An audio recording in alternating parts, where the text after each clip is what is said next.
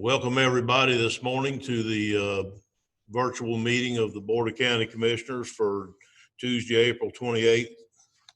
I'd like to start the meeting this morning by asking Commissioner Bill Pickens to give our invocation and the Pledge of Allegiance by Commissioner Goddard. Commissioner Pickens. Okay, let us pray. Heavenly Father, we just thank you for this glorious day and all the wonders in it, Father God. We thank you for the opportunity to meet here, Father God, in our new format, Father God. And we thank you for all the help with the IT department to get us hooked together, Father God. Father God, I just want to thank the staff for the information that's presented here, and the commissioners will discuss it and deliberate it and make the best decisions for our county. Father God, we ask a special prayer for our nation and our state and our county as we deal with the COVID-19 pandemic. Father God, we just thank all the frontline people, medical staff, EOC people, the frontline people who are keeping our citizens safe, Father God. Put a hedge of protection around them and keep them safe, Father God. Guide us in this meeting. In Jesus Christ we pray. Amen. Amen.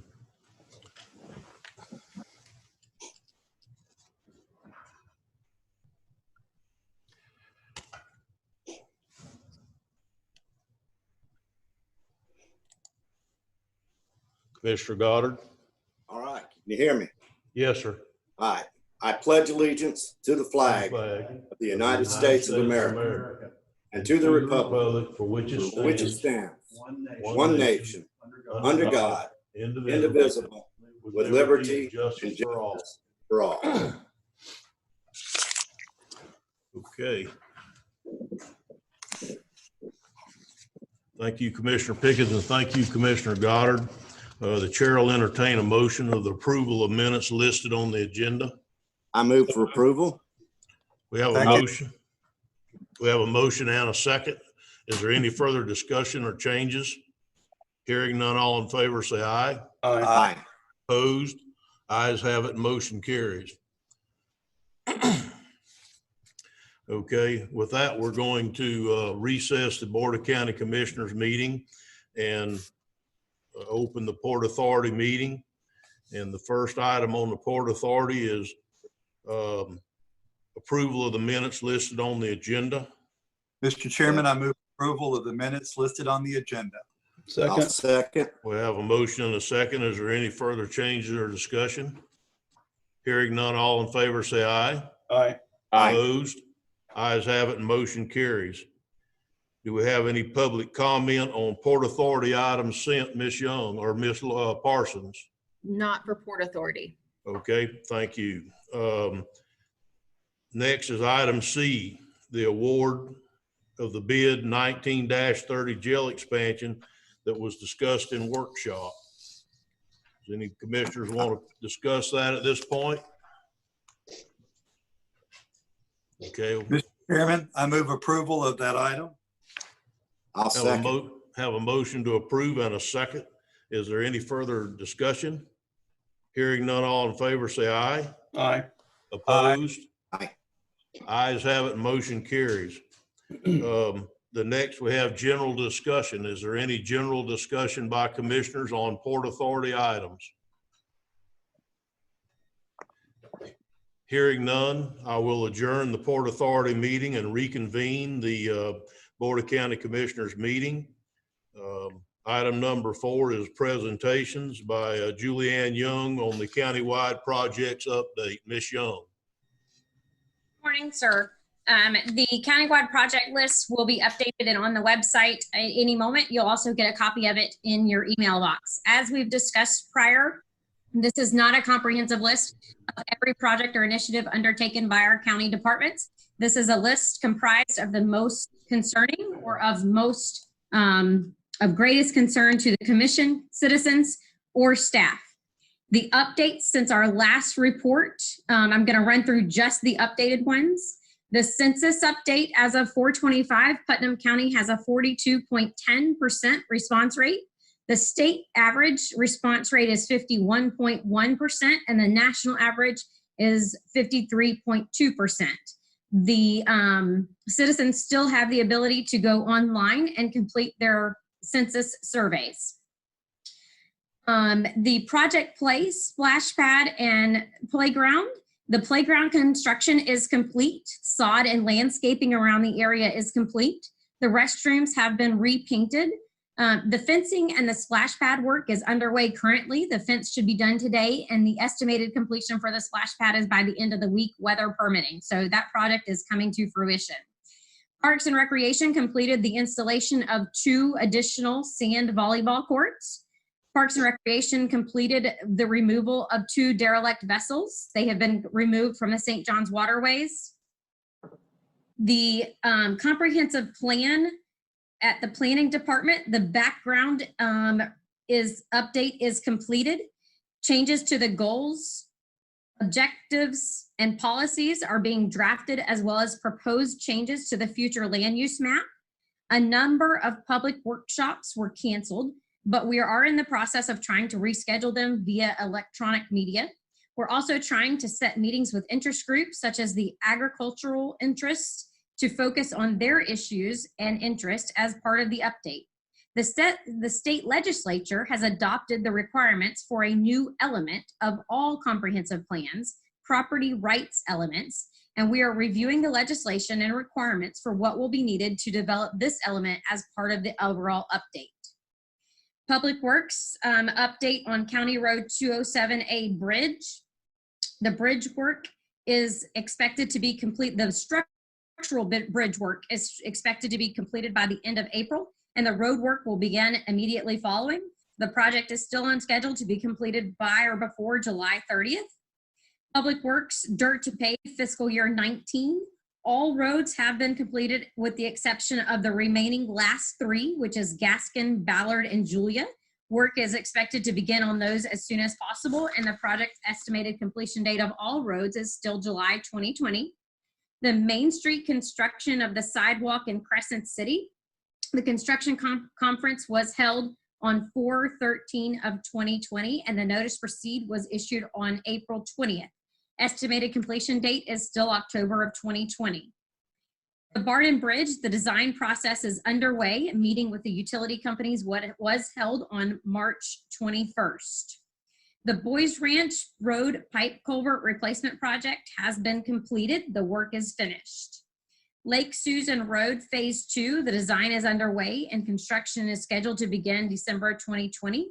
The project completion date is estimated to be June of 2022. St. John's Avenue resurfacing Palm Avenue to the CSX Railroad crossing at the fire station. The design proposal was approved at the March 10th BOCC meeting, and the notice to proceed was issued on the March 24th meeting. The Public Works has the road resurfacing for fiscal year 20, which was awarded in April 14th at the BOCC meeting.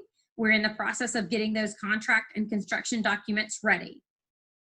The Public Works septic to sewer conversion. This is Horse Landing and Elsie Drive, the community information meeting, which was held previously. We did receive, this is a water management district grant. Grant funds are expected to be approximately $1.27 million. This is a competitive grant, and we have received notification that our project was scored and ranked 11th out of 45 statewide projects. The official approval is contingent upon approval of the fiscal year 2021 adopted budget by the governing board, which is scheduled to happen in September, but we're hopeful that's coming through. Dirt to Pave 2020, the survey work is in progress. As soon as the survey's work is done, we'll be ready to go to bid with that. The County Road 315 crosswalk, the quotes are being sought to complete the work. And sanitation cell 4A construction, the rank order was approved at the April 14th, 2020 BOCC meeting, and contract negotiations and execution of that contract are pending. That's a list of the updates to that project list. Again, it will be in your email as well as on the website. Mr. Chairman, Yes, Commissioner Harvey. thank you.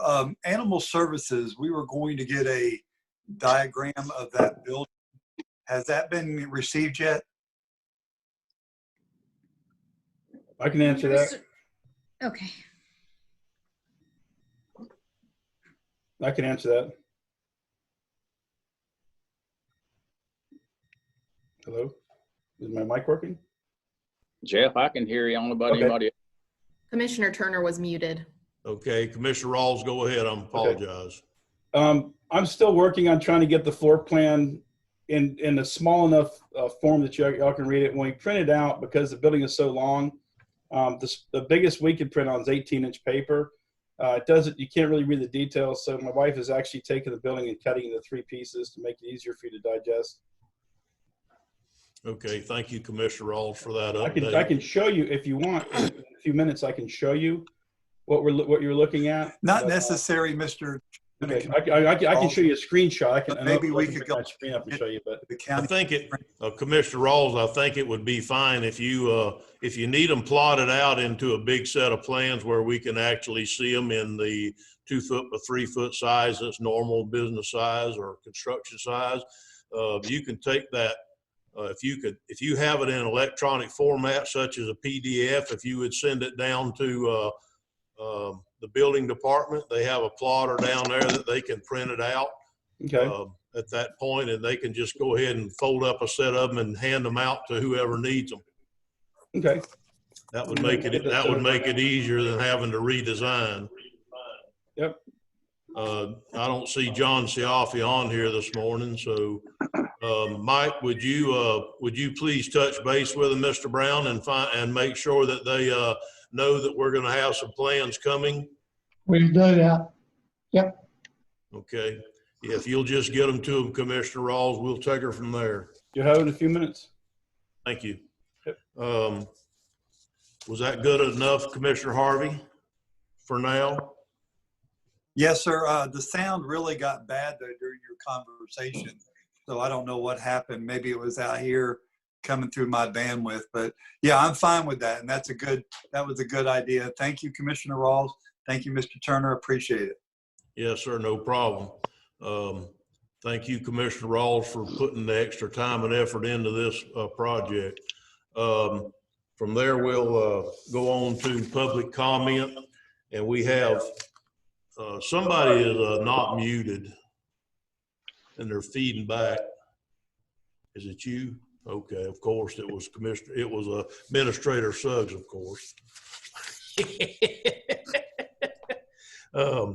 Okay, we're going to move into the public comment portion of this, and we have one sent in email that's going to be read by Laura Parsons from I think it was Miss Riez, and so if you would please read that into the agenda at this time, or into the minutes at this time. Yes, sir. I received one email from Yvette Reyes, and she said, "Hello, where are we with the new animal control building? Is it not a conflict of interest for Jeff Rawls, a contractor, to be the one creating the sketches for the building? Thank you." Okay, I'll take that question for Commissioner Rawls. This commissioner truly appreciates Commissioner Rawls taking the leadership to try to move this building forward.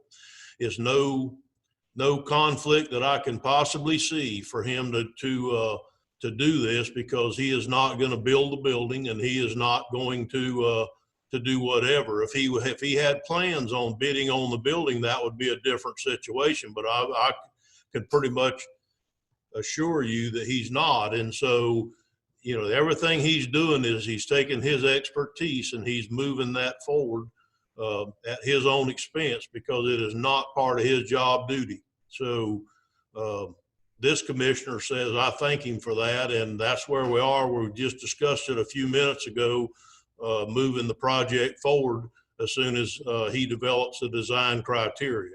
So anyhow, I think that adequately addressed Ms. Riez. Is there any other commissioners like to speak on that subject? Yeah, Mr. Chairman, I would. Okay. You got me? Yes, sir. I got you. Okay. I also want to commend Commissioner Rawls for stepping up, especially with his expertise in the construction business, to attend the animal control meetings, advisory meetings, and to assist them in a plan. I'd like to add, though, I had a retired architect from Willaca reach out to me. He has a friend who still does architectural work and has experience in animal control facilities and centers, and is willing to work with the county to come up with the initial plan for a sort of building. So I've mentioned this to Administrator Suggs, and I believe we probably need to get the information to Julianne, maybe where she can make a contact with them to see if there's something that this architect can help us free of charge. If that's okay with Commissioner Rawls and the advisory committee. I think that was an excellent suggestion, but I'm going to leave that up to the purview of Commissioner Rawls. If he wants someone else in it with him, that's fine. Or if he feels like he needs it, that's Absolutely. fine. That would be great. I'm fixing to send you over the floor plan itself. But yeah, if they want to help get involved in this, we've still got a lot of technical drawing to do as far as the means and methods because right now the assumption is it's going to be a metal building for the middle portion. I was just handed this. I don't know if you can see this. This is the actual floor plan, but the middle portion of the T is a metal building. The kennel areas would be post and beam with metal roofing and concrete block. So there's still a lot of technical drawing that's got to be done to get it there, but the floor plan has got to be agreed upon before you waste your efforts trying to get any technical drawings done. Thank you, Commissioner. Commissioner Pickens, would you please give the architect's contact information to Administrator Suggs or to Julie Holmes or Julie Young, excuse me, Julie. And maybe one of them could reach out to the architect and try to line up a way that they could meet with Commissioner Rawls and help him develop those technical drawings. Yeah, we'll do that. Do it after the meeting. All right. Thank you, Commissioner. With that being said, we're going to move on to the consent agenda, having no more public comment. The consent agenda is A to G. Is there anyone wishing to pull any items from the consent agenda? Commissioner Pickens? I have none. Commissioner Goddard? I have none. Commissioner Harvey? I have none, sir. Commissioner Rawls? I have none. Okay, Mr. Chairman, I have none. Mr. Chairman, I'd like to move the consent agenda items A, B, C, D, E, F, and G approval. I'll second. We have a motion and a second by Commissioner Goddard. Is there any further discussion? Hearing none, all in favor say aye. Aye. Aye. Opposed? Ayes have it, motion carries. We're going to move now into this was my concern. We have a 10 o'clock time certain hearing. So we're gonna skip the hearing at this point because we have got to wait till 10 and carry on with the agenda. And then we'll have the public hearing at 10 o'clock because it was time certain. We'll move on to item 8, which is comments from the clerk of court, Mr. Smith. Thank you, Mr. Chairman. I spoke with Susan Frank earlier today, and we have no items to bring before the board today. Thank you, sir. Okay, thank you, Mr. Smith. The next would be appointments. Yeah, it won't. Do we have any appointments, Commissioner Pickens? I have none. Commissioner Goddard? I have none. Commissioner Harvey? I have none, sir. Commissioner Rawls? You're muted, Commissioner Rawls. I have none. Okay, thank you. So we'll move on from that and go to county administrator's comments.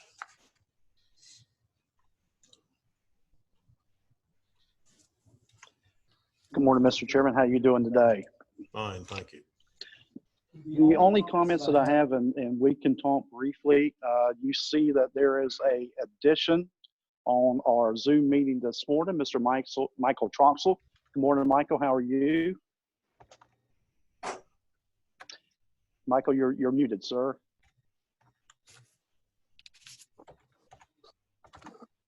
I want to take this opportunity to introduce Michael Troxel to the Board of County Commissioners, as well as to staff and department heads. Mr. Troxel has accepted the position of Executive Director of Public Works and we'll be beginning, I believe, May 11th.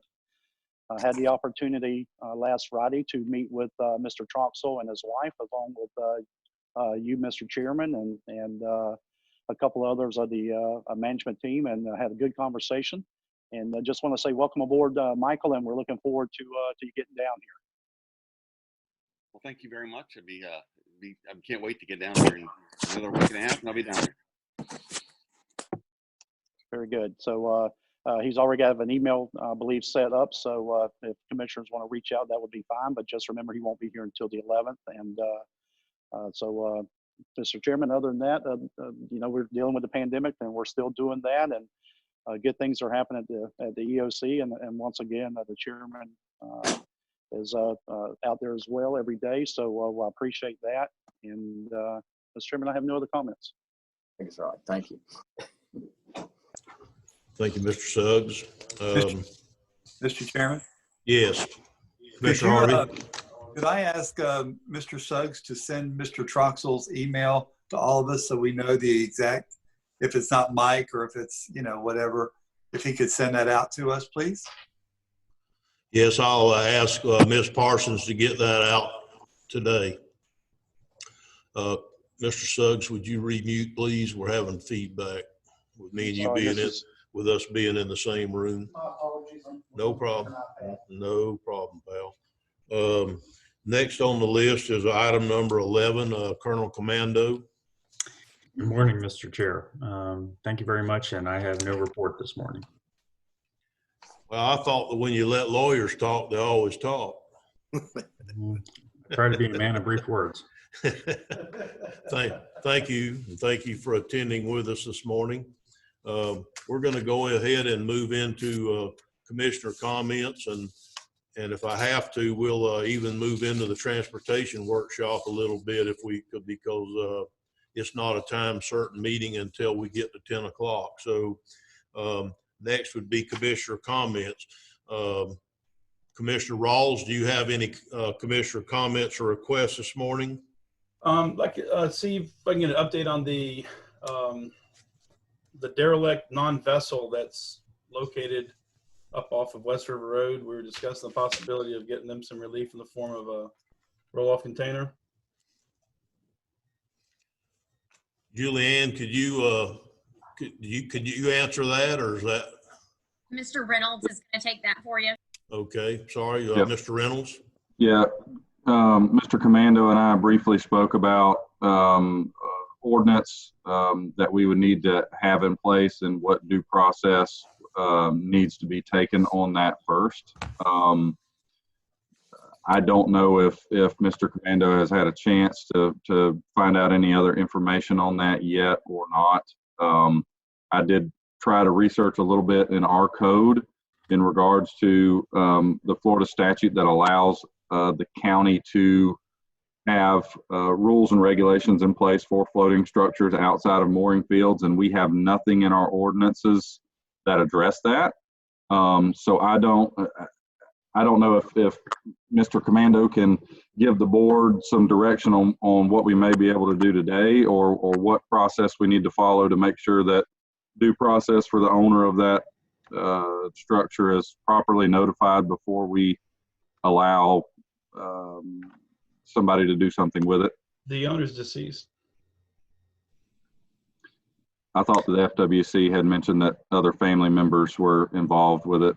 They didn't want to take ownership, from what I'm being told. But Right. it's one of those things. It would help that if the other family members, I mean, they may have like inheritance type rights to it, even though it's an abandoned or derelict vessel. As Mr. Reynolds stated, the challenge is the state statute says that we can put an ordinance in place. We just don't have one right now. So I imagine that this may not be the last time we deal with one of these issues, especially having a major body of water as part of our county.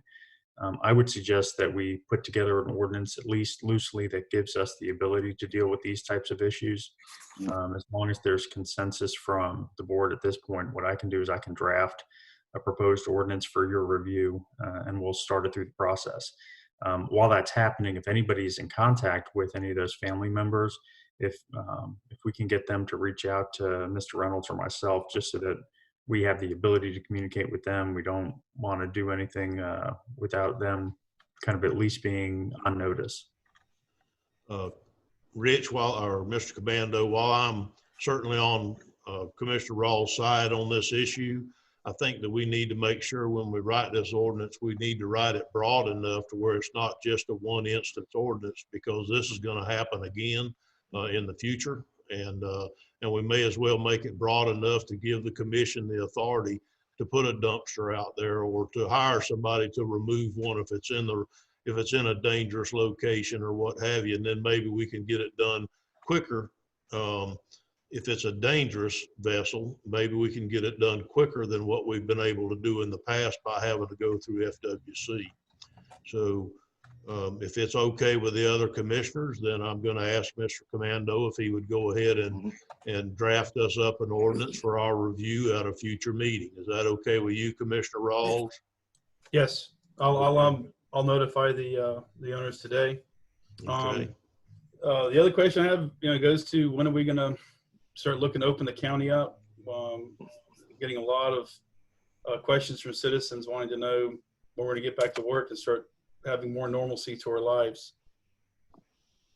Well, Commissioner, we need to keep in mind that the only thing we've shut down are the parks and the libraries. Everything else was shut down by the governor until we get the okay. We do have some criteria that has been issued for that, but before we can start into phase one, we've got to get through the gateway criteria. And right now we are not really at the gateway criteria for phase one. And then once we reach that criteria, then we've got to wait 2 weeks to go into phase one.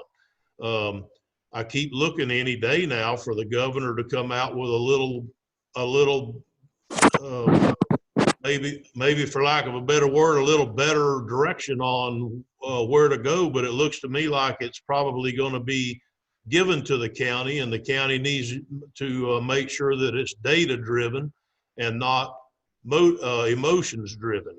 And so there, like I said before, and I'll say as many times as anybody will let me, nobody wants to open up any more than I do, but we've got to do this correctly.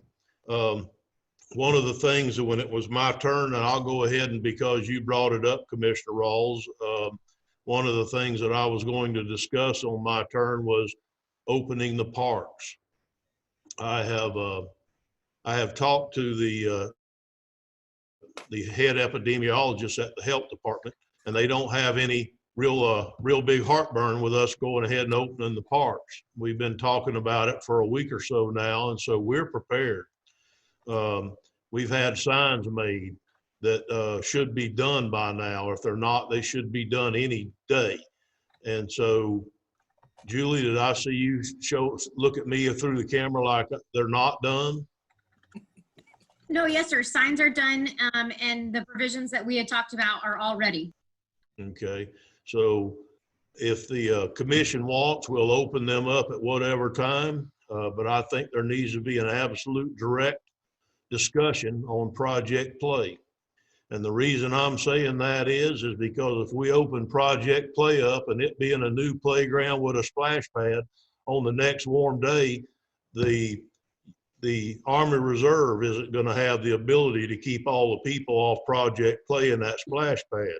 So I don't know that we need to wait until phase 2 to open up Project Play. I'm just making that suggestion to the board.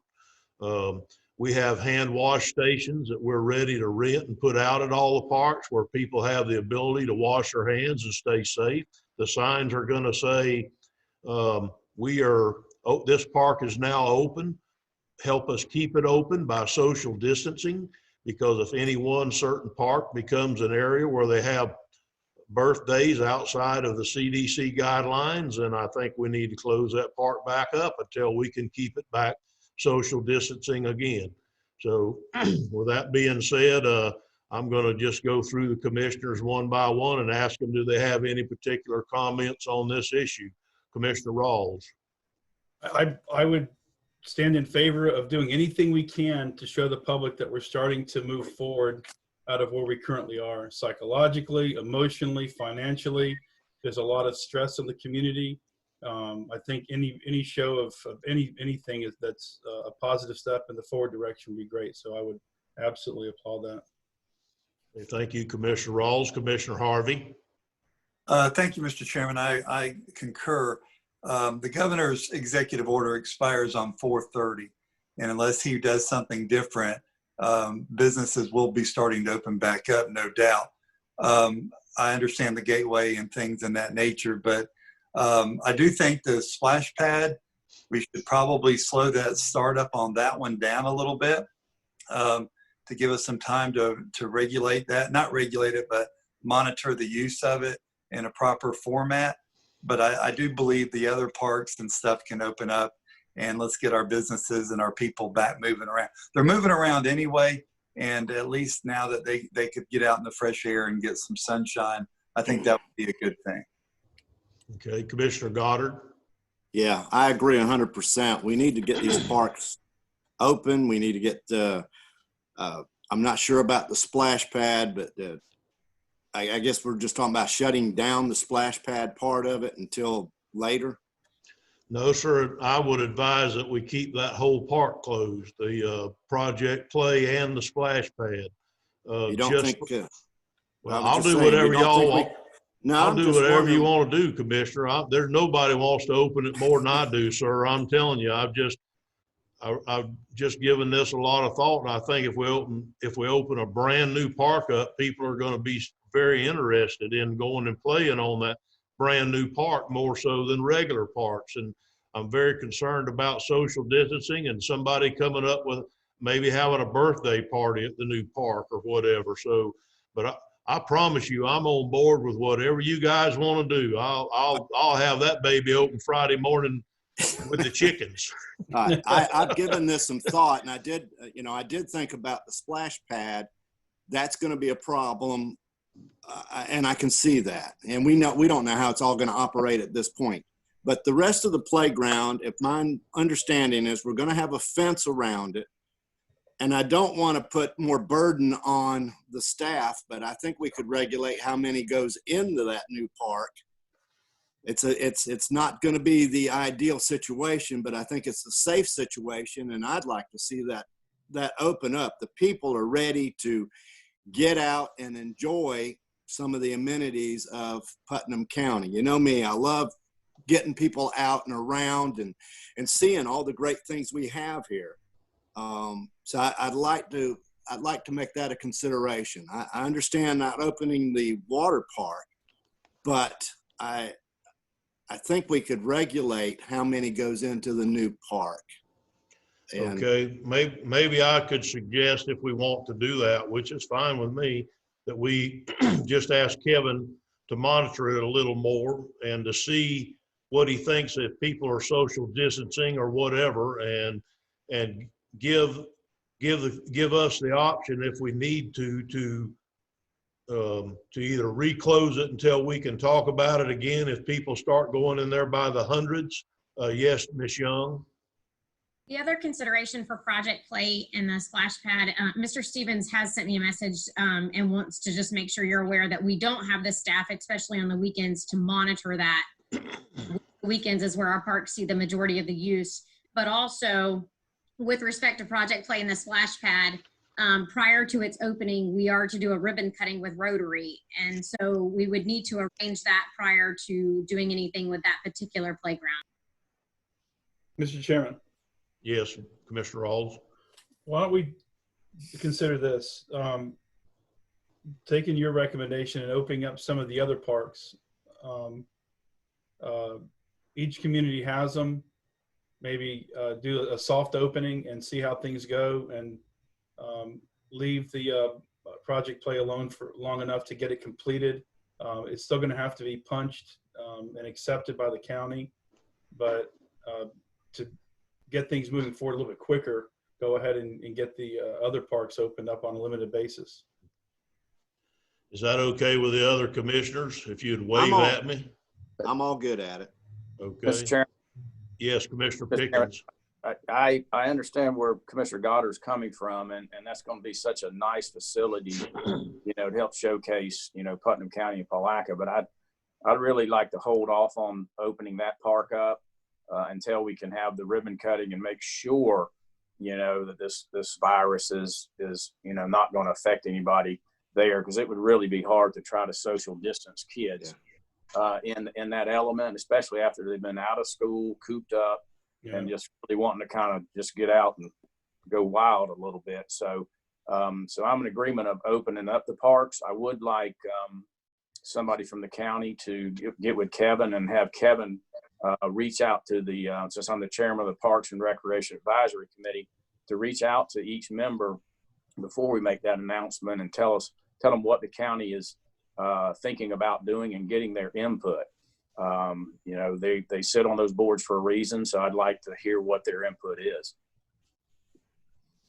Okay, Commissioner Pickens, are you suggesting at this point that, excuse me, are you suggesting at this point that we reach out to them before we open them up, or to go ahead and open them up and let them know that we are opening up? I would like their opinion, but I think we'd make the decision. I think the commission is ready to open them up, but I would like them to be aware of it and get their feedback, because this is what we want to do, but we value your opinion. And then go ahead and open them up. I would assume that most of them will say fantastic to get those open with the restrictions that you'll have, with the signs in place for social distancing, the hand wash stations, and the things that we need to create a safe environment. Okay, thank you. Is that going to be handled by Ms. Parsons or Ms. Young, or? Mr. Chairman, Work with what Mr. we'll do Stevens. yeah, we'll draft up an email to all the members of the committee and get their opinion back. Okay. Well, this is something I wanted to talk to everyone about today, and I'm glad we did. And y'all have given me, yes, Commissioner Harvey. Mr. Chairman, I think in the fairness of process, maybe we should go for a Saturday, May 2nd of opening the parks. That'll give our advisory board people time to get back to us, and we can look at opening everything up Saturday morning. That way we would know if the governor's going to extend his emergency order, but I think May 2nd, Saturday, would be an appropriate date. Okay, well, that's certainly okay with me. The problem is if we open them on a Saturday, the existing current game plan is to have staff go out there at daylight on the day that we're going to open them and put these signs up that says park is now open with the social distancing guidelines and that sort of thing on there. So we either need, I think, and Ms. Young, you can probably help me out here, but I think that we either need to do it Friday or Monday, Commissioner Harvey, where we don't have to have people come in on their day off at daylight and hang these signs. If the decision of the commission is that you'd like to do it Saturday, we can have crews prepare late Friday. I am trying to get Mr. Stevens on because he is watching and has some comments, but I'm having trouble getting him into the Zoom link. But we could accommodate trying to plan for staging of the parks on a Friday afternoon or late Friday, and then if the commission would like to open it on Saturday. But we would not have staff on Saturday to provide any sort of monitoring of the crowds or the amount of people in any park or playground. Julie, what is Kevin's phone number? Is it 546-7158? Jacob said that's not him. So, okay. So we haven't got him on here yet, or he's not in the waiting room either. There he is. There he is. Hold on just a minute.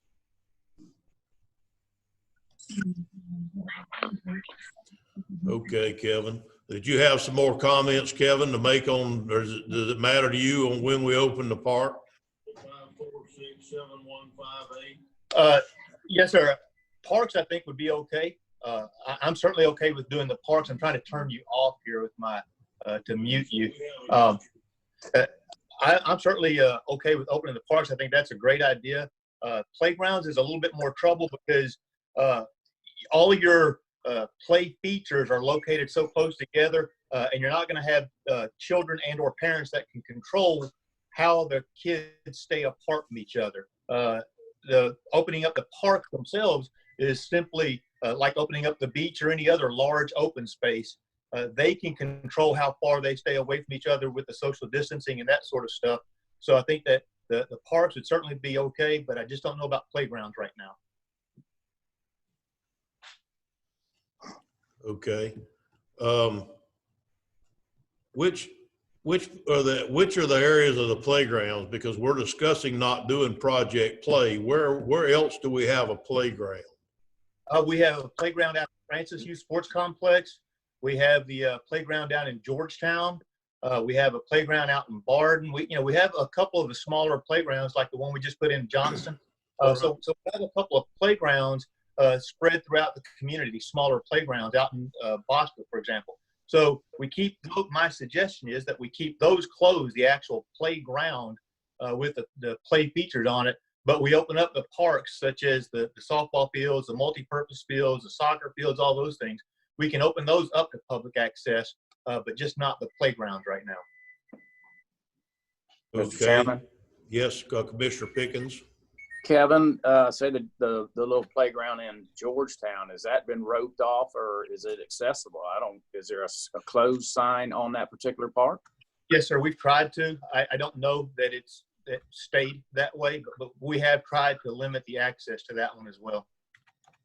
Okay.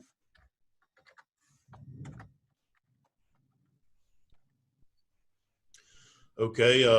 Chair will entertain comments from commissioners on what do you think about Kevin's suggestion that we open all parks but keep playgrounds closed at this time?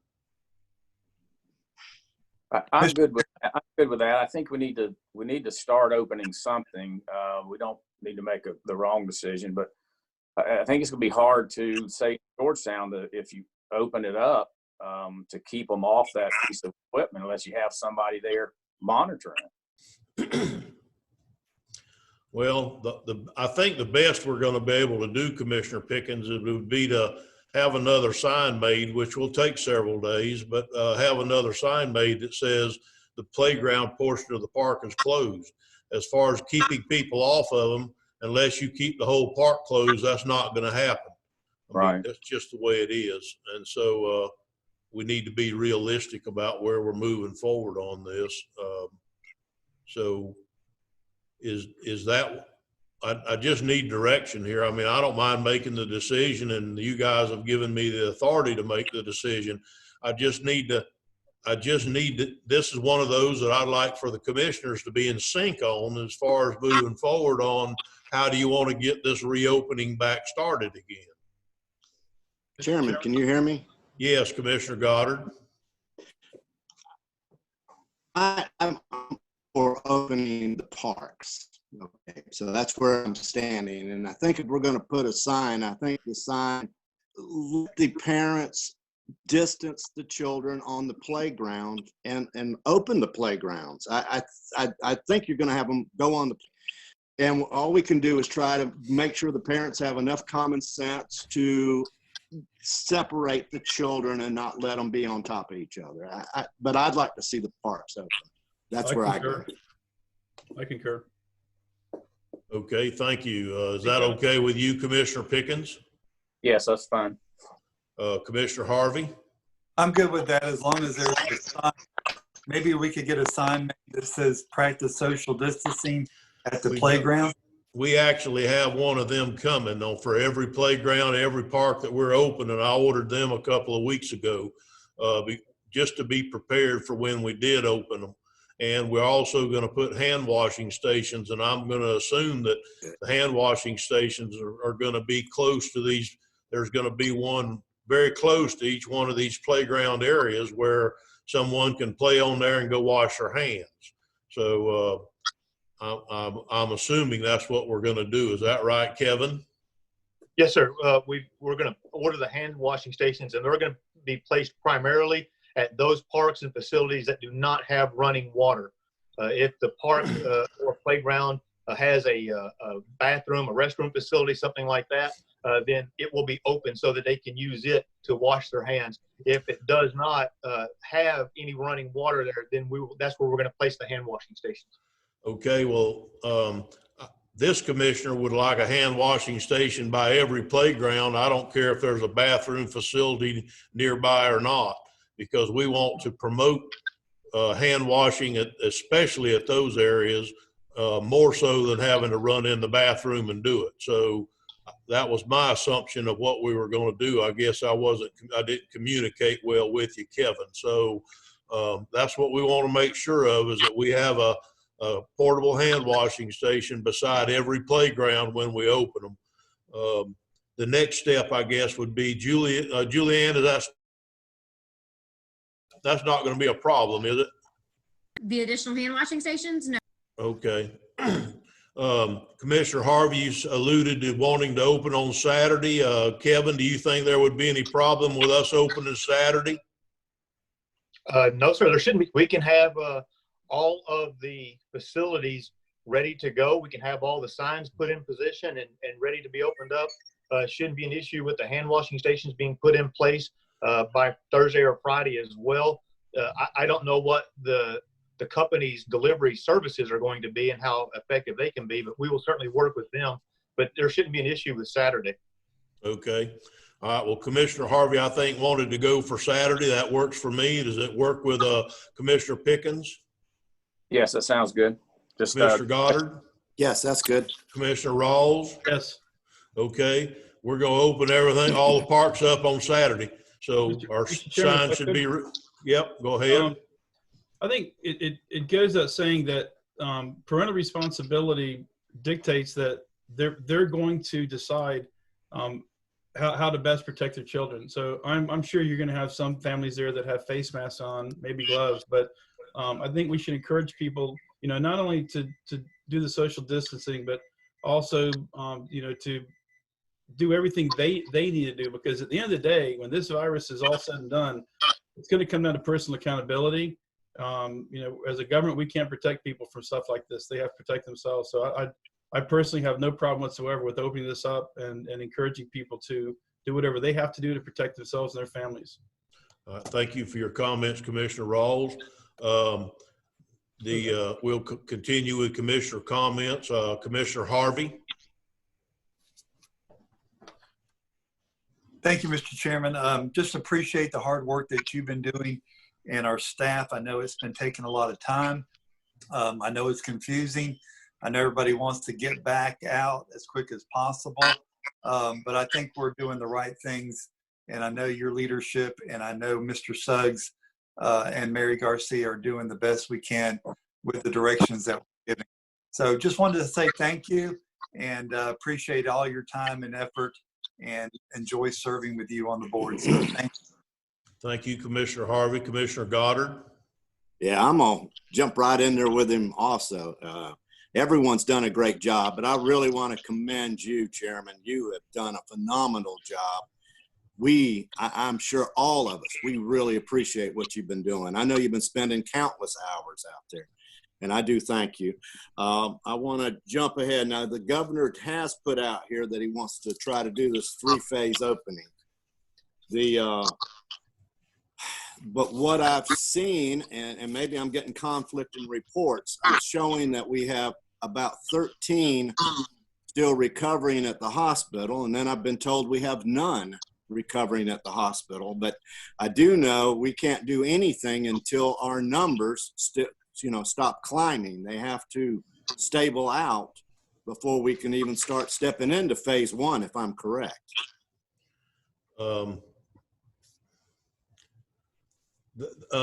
That is correct, Commissioner Goddard, and I have some information, but I just can't speak to it just yet.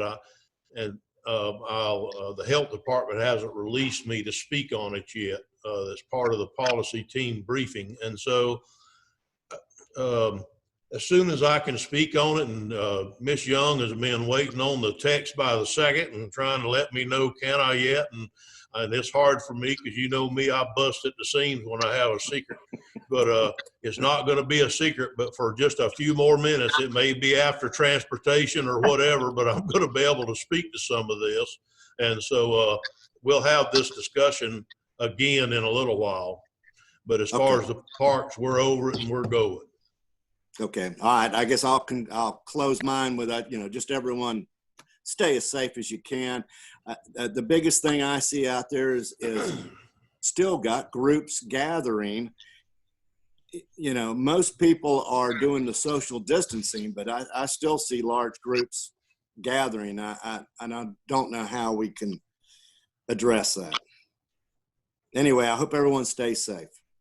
I'm with you, Commissioner Goddard. I don't know if we can, how you would address somebody being socially irresponsible, but I understand your position. Commissioner Pickens?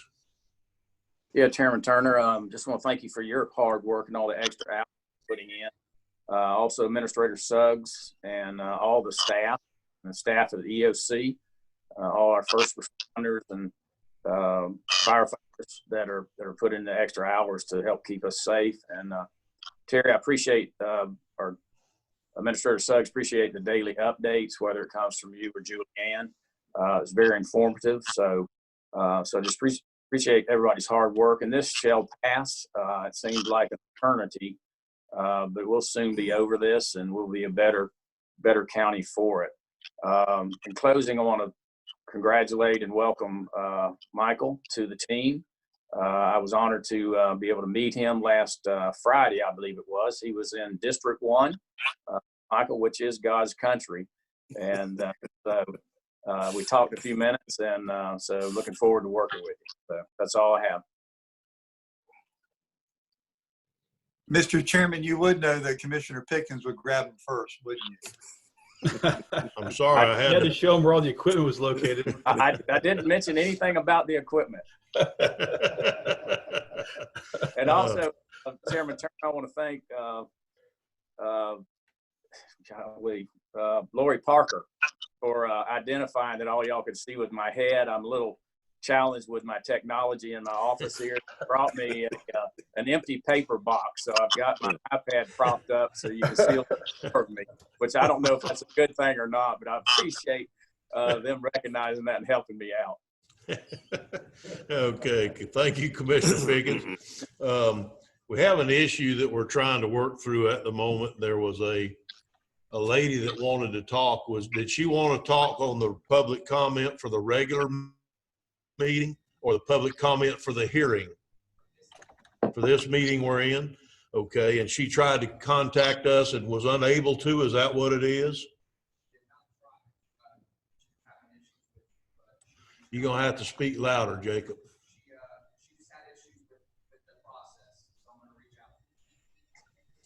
Okay, we're gonna back up because of the unprecedented way that we've been trying to have virtual meetings. We're gonna back up a step and go back into, now that the commissioners have had their comment, and back up into the public comment just a little bit. Of Rich, there's no problem with that, is there? No, sir. Actually, I think that's the right thing to do, is to reopen public comment if we know somebody wanted to make a comment. Okay, well, that's what I'm going to do. Thank you for the backup. I think Jacob's trying to. I also have one after we have the phone call. I received another email. Okay, good. We'll read it into comment, and I think Jacob's trying to get her hooked up right now. So anyhow, Laura, you want to go ahead and read the one you have in the public comment, or is it another one that wants to call in? No, sir. It's one just wants me to read it. Okay. Well, you want to go ahead and read it into the record? Yes, sir. It's from Jenny Oakwood. She would like to know if we can schedule a virtual meeting in May for animal services. And she also asked for an update on the progress in regards to the new shelter. I did let her know that we had discussed that. But she does want to know if we can schedule a virtual meeting in May. Okay, who is the chairman of Animal Services Committee? John Traxler? Yes. Would you reach out to the Chairman Traxler and just make sure that he's aware that we have these Zoom capabilities, and that see if he would consider having that meeting? Yes, sir. Okay. Mr. Chairman, if I may. Yes, Commissioner Rawls. I've sent out an email to all the commissioners, Mr. Suggs, and also forwarded to Sarah for the record. There's two different emails that have the floor plan in total and then exploded into 3 parts. So what I was hoping is maybe we could have a discussion about that at the workshop after this meeting.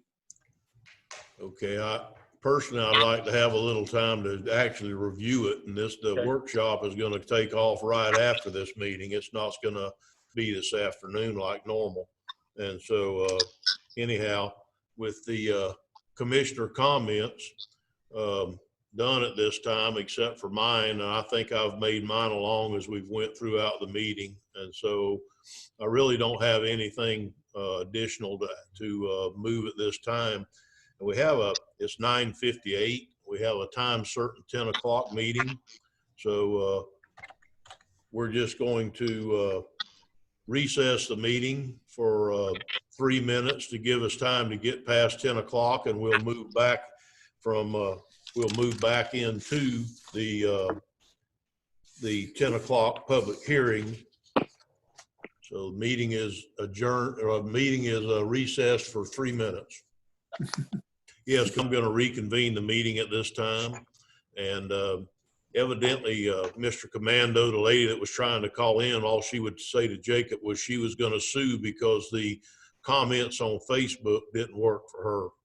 And she didn't want to talk to us on the phone. She just kept telling him she's going to sue us. So just let you know that Jacob tried to help her and let her speak at the meeting. She didn't want to speak at the meeting. So she wanted to just let us know that we were going to be sued because our Facebook comments were turned off. So, and I think everyone knows we have a number of different avenues where people can participate in public comment, where we're looking at having invitations sent if you're an applicant, like part of the planning and zoning type issues or the quasi judicial issues. And I'm not sure how submitting an email is any different than the Facebook comment. We have that in writing. People can drop off letters to us. People can mail letters to us. We have a phone number where we can call them. So I think we're doing everything we possibly can under the circumstances. Okay, good deal. Thank you for that. At this time, we're going to move into the workshop, or the public hearing. No, excuse me, the public hearing at this time.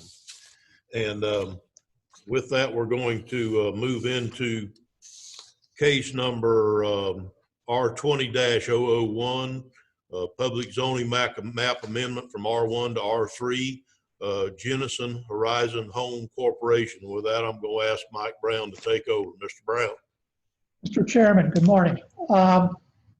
Yes, R20-001 is a requested rezoning. The applicant is Genesis Horizon Home Corporation, agent Sophia Brinson. The request is to amend the zoning map for a parcel from R1, residential 1, to R3. The property is located at 708 Elmwood Avenue in Palatka. The parcel is presently designated urban service on the future land use map, and it presently has a 1,924 square foot residential structure which was built in 1957. This parcel, with a smaller parcel just adjacent to it to the west, is really an enclave surrounded by the city of Palatka property on all four sides. And I will go into this a little later, but just directly to the west is City R3, which is a multi-family zoning district, and west across Elmwood is City C2, commercial. There are no wetlands or flood hazard areas on this parcel. In your packets, there is I've included the aerial future land use and zoning maps, both for the county and the city. And as I indicated earlier, the future land use is urban service. Our urban service future land use allows for a maximum of 12 units per acre based on our point score criteria provided in the comprehensive plan. The R3 zoning district is allowed and applicable in the urban service future land use. The existing zoning is R1, which is a single-family residential unit or residential zoning district, which prohibits mobile homes. The reason for the request is the applicant desires to convert the existing single-family structure to a duplex. The R1 zoning district will not allow that. The lowest there are two districts that will zoning districts that would allow that use, and the least intrusive is the R3 zoning district, which is a multi-family, which will not allow, will only allow a maximum density of 6 units per acre.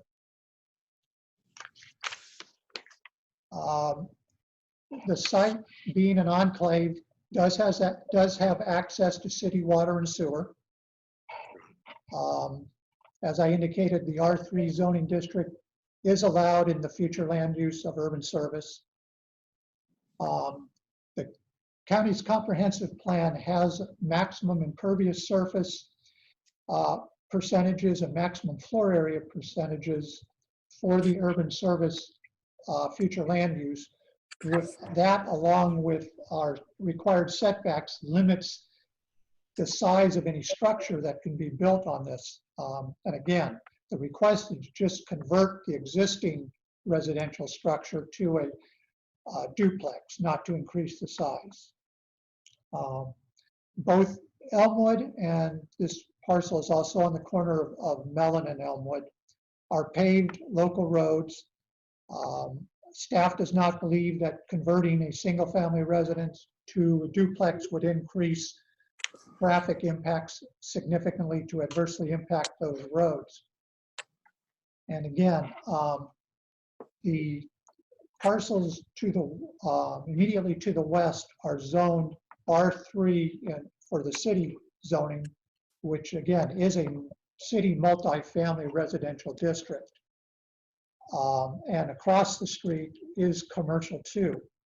Staff did run this through and coordinate with the city of Palatka Planning Department. They had no concerns with the rezoning. So in conclusion, staff finds that the proposed rezoning to R3 for this parcel is consistent with the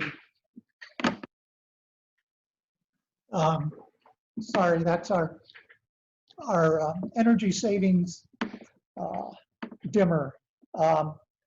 Staff finds that the rezoning this parcel to R3 is consistent with the comprehensive plan.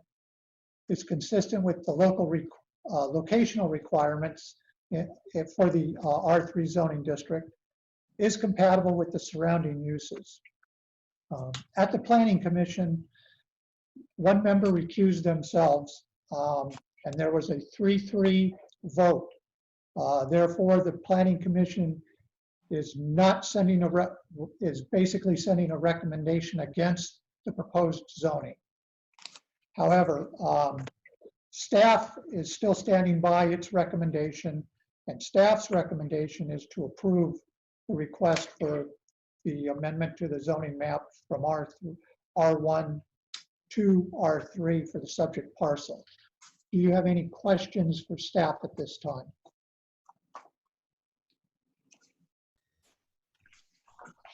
Okay, we don't have any, doesn't sound like we have any. Okay. Yes, Commissioner Harvey. Thank you, Mr. Chairman. I do have a couple questions. In reading this application, Mr. Brown, it said on page 98 of my my agenda that it's not going to increase the square footage, and I think you alluded to that. Yeah. Is that correct? That is what we've been told. They have not submitted any plans for increasing that structure. They have submitted some plans and are in the process of doing some maintenance improvements, such as a new roof. But we have not seen any plans, and that's what the applicant has indicated in the past. So that's the best I can tell you. Well, the But reason Go ahead. The reason, Mr. Brown, I asked that question was simply this, that Mr. Simons said he would not approve it if there's a square footage increase, period. So I guess I would like to know the plans before we do it, because if we do it and then they're looking to increase square footage, the recommendation from your office would be changing. And maybe we've already done it prior to that happening. That's one of my questions. Do you understand that? I understand what you're saying, and I understand what John said, Mr. Salmon said. I believe that we have the, as I indicated, the required setbacks, the height restrictions, the limits on floor area ratio and impervious surface really limit the ability to increase the size of that structure much at all on that size parcel. And I believe would cover, I feel comfortable from my position as director that those restrictions limit any adverse impact from any minor, or my term, limited size increases that may happen on that part. Okay, with that structure. Thank you, Mr. Brown. Another question for you. Some of the members of the board on page 99 of my packet referred to this as spot zoning. And actually the motion was made not to approve the case due to what they felt like was spot zoning. And maybe their relief should be coming from the city of Palaca, where they annex in and start creating the proper boundaries that we've been talking to them about for quite some time now. So I guess my question here is this: if the commission, and I feel this way, I can't speak for any of the commissioners, would like the city of Palaca to clean up their boundaries, maybe we start with this and say, we're not interested, and if you want relief, you're going to have to annex into the city and start, and then the city would clean up their boundaries. The city's pretty much told you they don't have a problem with it. So I just don't know if I'm comfortable on a 3-3 vote where they refer to it as spot zoning. And I just want to say that publicly. Thank you, Mr. Brown. Thank you, Chairman. Is there any other, before we move into public comment, is there anybody Chairman? else? Yes, sir, Commissioner Goddard. Well, not just the spot zoning and the fact that it does, I mean, it's like a little spot that's outside of the way the city's boundaries are, but also there was concern about it being a homeless shelter. So I don't know if we really need to, I think we need to contact the city, I believe, before we go much further. That issue of a homeless shelter came up. My take is that was clearly speculation, because a homeless shelter would not be allowed within the R3 zoning district for the county. So that use is, I heard it come up at the Planning Commission when we tried to address it. Mr. Chairman?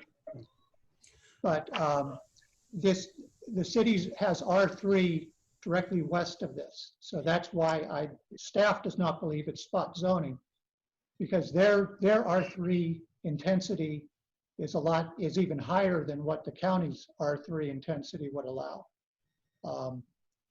So that's why staff does not believe it's spot zoning. Mr. Brown. Yes. If we were to approve this today, and then later on it could be accepted into the city if they decide to so do so. Yes. Oh, yeah. Okay. We talked to I'll just tell you, when we first met with the applicant, we suggested that they maybe approach the city, and I can't respond to why or what discussions they may or may not have had with the city. But staff feels it would be appropriate in the city, but it's not at this point, and they've asked for the rezoning. So we reviewed it against our rules. Okay. Well, I understand. For years, even when I was with the property appraiser's office, we were trying to get these things cleaned up because it is chaotic all over the place, and we do need to get it straightened up. Okay, that's all I have. Commissioner Rawls, did you have a comment?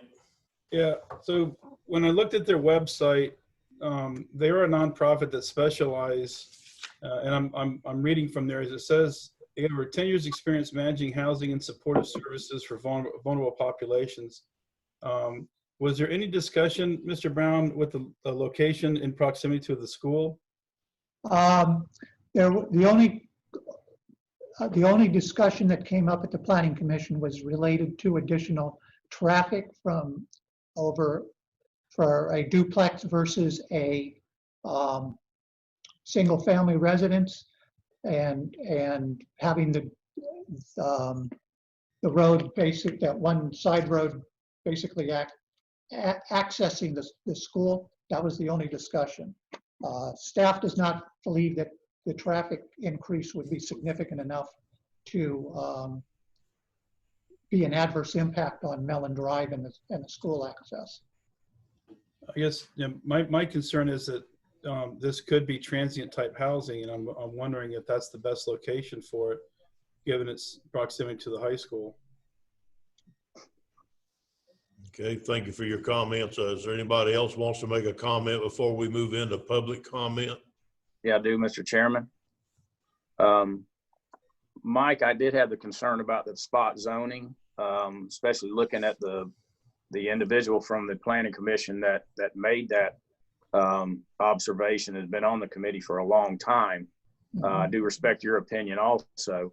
I have another question, Mike, is I see on page 94 where it's outlined in blue. What happens to the piece of property that's behind that? Is that not one piece of property? No, it's two parcels. It's owned by the same entity, and there's a small single-family residence on there. And they are making improvements to that, but they could live with the existing zoning on it. That is going to stay as an existing single-family residence. Okay. But it would, yeah, the appropriate would be for the city to annex both of those parcels. But they own, but the applicant for this owns that parcel also.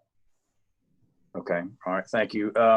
Chairman Turner, that's all the questions I have. I would like to make a comment after we vote on this, or however we move it forward, about the enclaves and the situation with the city and the county, because I've had somebody reach out to me about those. So I'd like to make a comment after we vote. Not a problem. At this time, commissioners, will move into public comment for case number 20-001. We've had 4 people reach out to us. It looks like it. Dennis is actually in the room waiting. What'd you say? Sophia Rasher is first, okay. I don't see her on my list. Okay. Yep. All right, so Sophia Rasher, I'm going to admit Miss Rasher. Takes a minute to get them in the room. Miss Rasher, can you hear me yet? I think she's joining, is connecting to audio.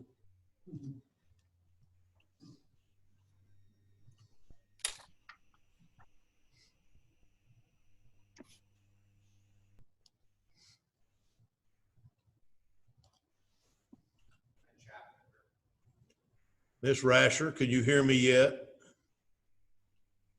Yeah, I haven't got you yet.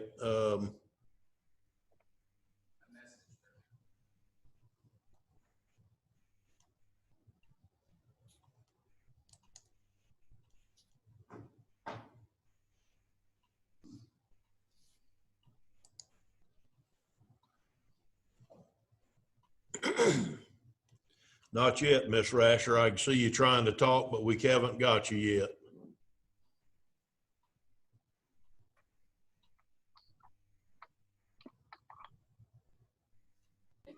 Yes, I can hear you. Can you hear me? Yes, ma'am, I can now. Good morning, and please, you start your comments and try to limit them to 3 minutes, please. Okay, thank you. I just heard a couple. Not yet, Miss Rasher. I can see you trying to talk, but we haven't got you yet. Okay. Well, it's bleeding back. You got it? Okay. Go ahead, Miss Rasher. I'm sorry. Okay. Yes, I can hear you. Can you hear me? Yes, ma'am, I can now. Well, somebody's bleeding still. Please, you start your comments and try to limit them to 3 minutes, please. Okay. Thank you. I just heard a couple. Not yet, Miss Rasher. I can see you trying to talk, but we haven't got you yet. It's bleeding back. You got it? Okay. Go ahead, Miss Rasher. I'm sorry. Okay. Yes, I can hear you. Can you hear me? Yes, ma'am, I can now. Well, somebody's bleeding still. Please, you start your comments and try to limit them to 3 minutes, please. Okay. Thank you. I just heard a couple. Not yet, Miss Rasher. I can see you trying to talk, but we haven't got you yet. It's bleeding back. You got it?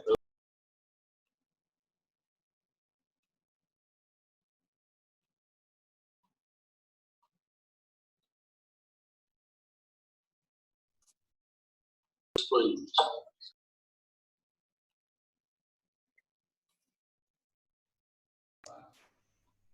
Okay, I think the problem was here is somebody was watching it on YouTube and trying to do this at the same time. So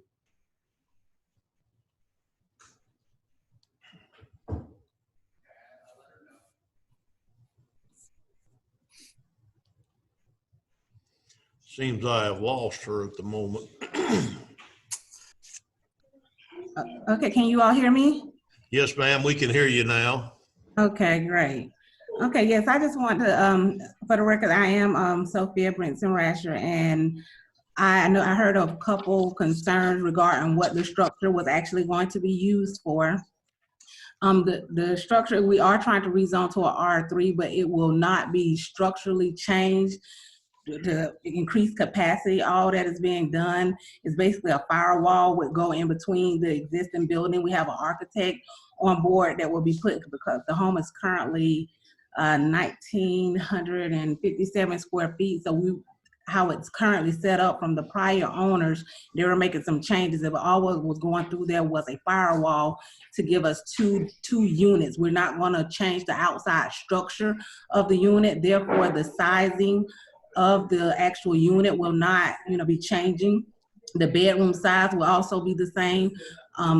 So there wouldn't be any character change, nor would that, I foresee any major traffic coming from this duplex. Again, it would only be one unit. And from my understanding, then some was thinking that we were going to be opening up a homeless shelter. However, we do that in Jacksonville, Florida. We house disabled individuals, but that has nothing to do with this project here that's happening in Putnam County.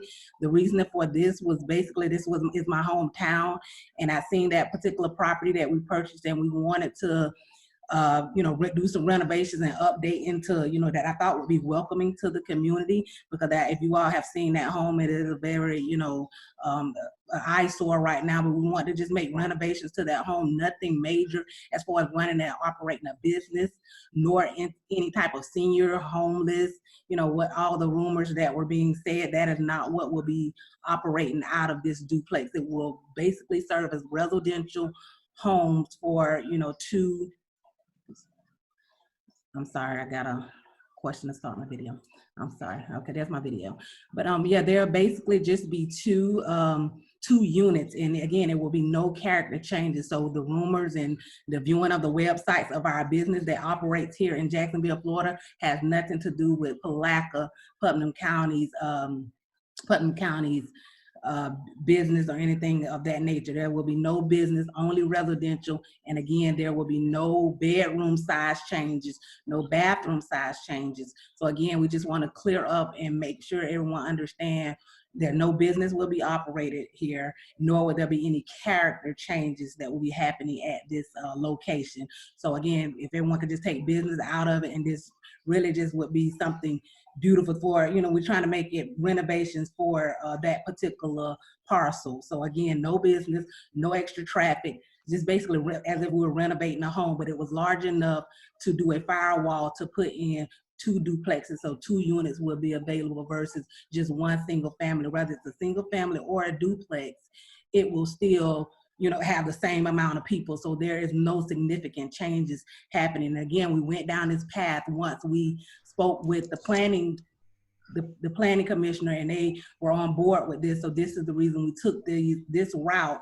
And, you know, we had recommendations up to this point, as well as contacted the city of Jax, and no one had any disagreement. So again, this is why we went this route. I mean, later in the future, cause I know the county and jurisdictional line of city and county is an issue here. But again, right now, that's not really our issue. But again, if that's something we may need to look into in the future, you know, for you all's sake, you know, to clear up these boundaries or whatever's going on there, you know, that may be something we can entertain. But right now, again, there's just going to be basically a single family, and it's going to have a firewall, and there's no character changing, not a whole lot of traffic. It would just be 2 units at this location.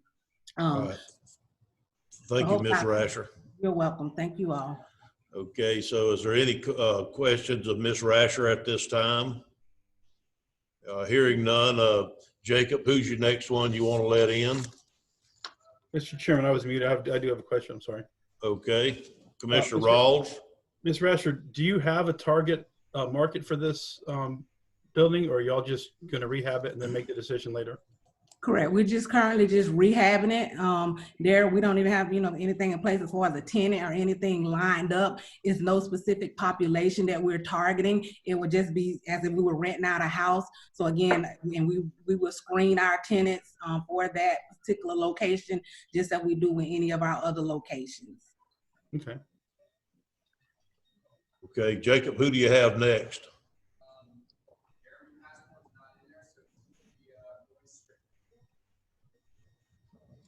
Okay, do you have Roy Strickland? Okay, would you admit him? Mr. Strickland? Yes, sir. Okay, this is Commissioner Turner. If you want to go ahead with your comments, we're listening now. I just got turned on. I don't know what's happening.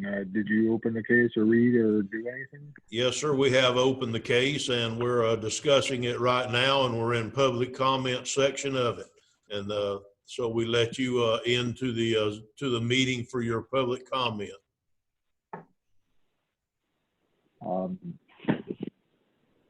I had no idea what was said before this. Shoot. I was waiting on the meeting. That doesn't help you, does it? I'm just trying to bring the property into what the county wants, future zoning. I guess that's my only real comment. Okay. Thank you, Mr. Strickland. Does anybody have any questions of Mr. Strickland at this time? I have one. Is he in favor of this? It sounds like he might be, but is he in favor or opposed to it? Were you I'm able in to? favor of it. Okay. I believe that the park would be better off if the county is happy with the current zoning. I mean, with the full zoning, and it will allow me to replace a few of the units on that side if I need to in the future. So yes, I'm in favor of it. Are we certain, Jacob, that Mr. Strickland is talking about the same zoning case that we are? Mr. Strickland, you're talking about the zoning change that would allow a duplex instead of a single family residence? Duplex. Yeah, I think we're on 2 different zoning cases here, guys. I think he's calling in about the mobile home park case. I think you're correct. Okay, well, My name is SUTLIFF. Okay, this is Mr. Sutliff. You let the wrong guy in. Mr. Sutliff, if you would just hang out, that's our next case. So we'll just, if you don't mind, we'll just let you hang out till then, and then we'll let you speak when we get into the next case. Yes, sir. Okay. I've got, we got Richard Venice in there in the meeting room. Would you let him in? I think I'm going to ask Rich a question while you're letting him in. Rich, shouldn't we be letting everybody that wants to be in the case join the meeting at the first of the case where they can hear what's actually being said about that case? Yes, sir. We can do it that way. It just helps if anybody who joins the meeting follows kind of the same kind of procedure that we're all doing where they keep their microphones muted so that they can just listen. I think it'll just help your meeting run. Right, yeah, and I can mute them too if I need to. So, Mr. Venice, could you hear me now? I can. Okay, you're wanting to talk about the zoning issue to from an R1 to an R2 to allow a duplex instead of a single family dwelling. Is that correct?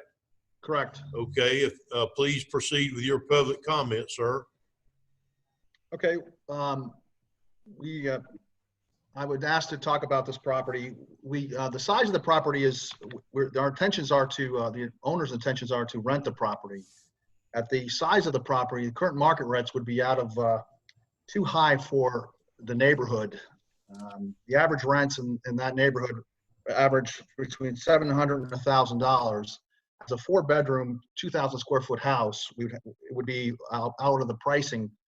So we would like to rezone it to a 2-family. It fits the future use of the property according to the future use plan for Putnam County. And we think it would be more in line with the market rents for that area. And that's what I have to say, sir. Okay. Does anybody have any questions of Mr. Venice? I have one. Okay, Commissioner Rawls. So this will be 2 completely separate living units with separate kitchens and all that, correct? It won't just be a matter of partitioning off 2 bedrooms and 2 bedrooms? No, it'll be 2. We submitted a plan, a drawing, I believe, and it would be 2 kitchens, 2 separate units. It's a 2-family structure in one building, also called a duplex. Yep. Yeah. Okay, thank you. Jacob, do we have a Mr. Passmore on the line? Okay. What case is that for? I'm going to admit them. We have another, on the next case, Jacob, if we have any in the waiting room, let's be sure and let everybody in for the same case at the same time where we don't miss one by accident. We'll let everybody just listen. So, okay, Mr. Venice, I'm going to mute you, sir, at this time.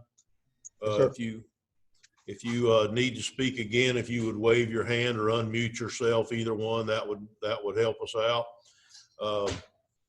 So at this time, we have no one else on the line or in the waiting room for this case, or we do?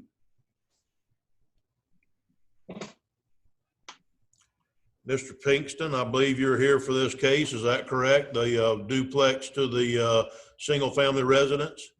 Yes, sir, I am. Okay, if you would continue with your public comment. Okay, thank you. I had the opportunity of pretty much being the broker during this real estate transaction. So I got pretty familiar with Ms. Taylor. She was the previous owner, and Mrs. Brinson as well. Got the opportunity to, I was able to take a look at the property. And I just wanted to state that what they're trying to do here, once they make it a duplex, I might add I'm a realtor as well here in Florida. They're just pretty much trying to change the structure of it. Nothing is going to be added onto the external of the property as well. And like I said, I also think it'll be actually great for the neighborhood as far as the comparable. So kind of just wanted to throw that out to you guys. Okay, thank you, Mr. Pinkston. I'm going to mute you now if you want to. Okay, and we have someone else on the line, Roy Strickland. I think Mr. Strickland is still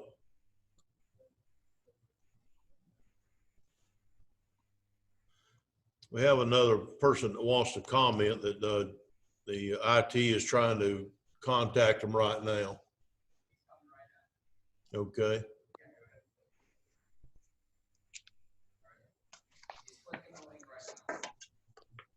You have him on the line? Okay. He's fixing to join the meeting here shortly. We're going to give him some time. We don't want to miss any public comment, anyone wanting to speak at a public hearing. Mr. Strickland, are you with us? Can you hear me? Yes, sir. Welcome Hey. to our meeting. This is Chairman Turner with the Putnam County Board of County Commissioners, and we're in our hearing on the zoning case that's asking to allow a duplex where there's a single family dwelling at the present time. Is that the case you were wanting to discuss? Yes, sir. Okay, please proceed. Thank you. My name is Roy Strickland. I live at 618 Elmwood Avenue. I bought this house about 7 years ago, and this neighborhood was kind of rough. We had a lot of street traffic. It's been cleaned up. People are walking their dogs, or walking their kids, or riding bikes. We live by 3 schools here, and nobody in the neighborhood wants another duplex. We already have 6 of them in the neighborhood, and having to deal with, people walking around the neighborhood all the time. It's finally getting better. There's no reason to add another duplex on this neighborhood and make our values go down. This company says, single family, but if you look on their website, you can read it right off their website. Genesis Horizon policies are designed to screen in rather than screen out applicants. This includes provisions of housing to persons with the greatest barriers of housing, such as having no or very limited income, poor rental history, past evictions, poor or no credit, and or criminal histories. That property butts up to the high school. It's across the road from Mellon School and a block away from the new Science and Arts School. And nobody in the neighborhood wants another duplex around here.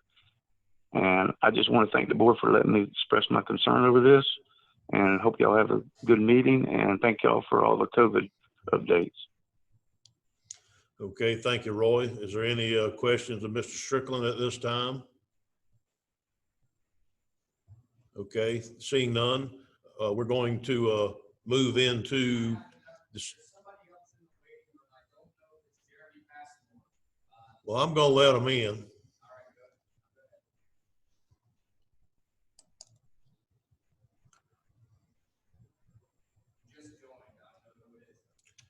Well, thank you for letting me know, Jacob. And whenever you do see some up there, if you let me know, I'm going to start letting anybody in that we know is wanting either case. So no one misses out on their public comment.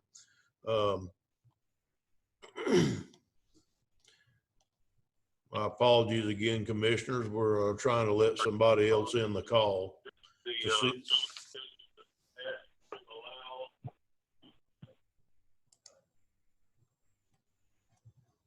I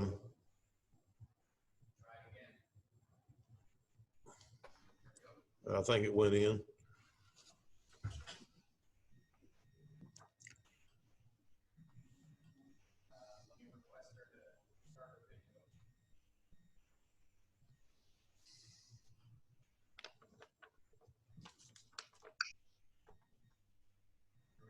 Morning.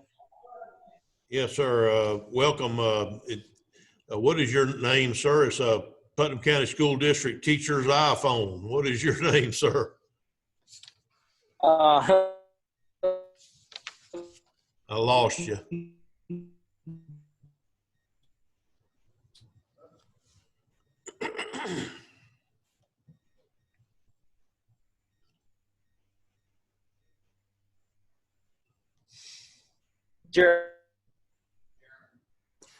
Jeremy Passmore, you're cutting in and out on me, Mr. Passmore.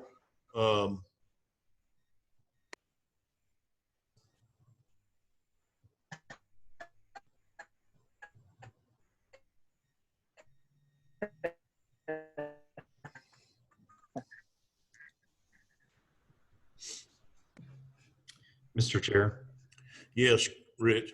From other meetings that I've been in, if people are trying to use the video function and they're not on Wi-Fi, it does not seem to work as well if you're using your phone's data plan.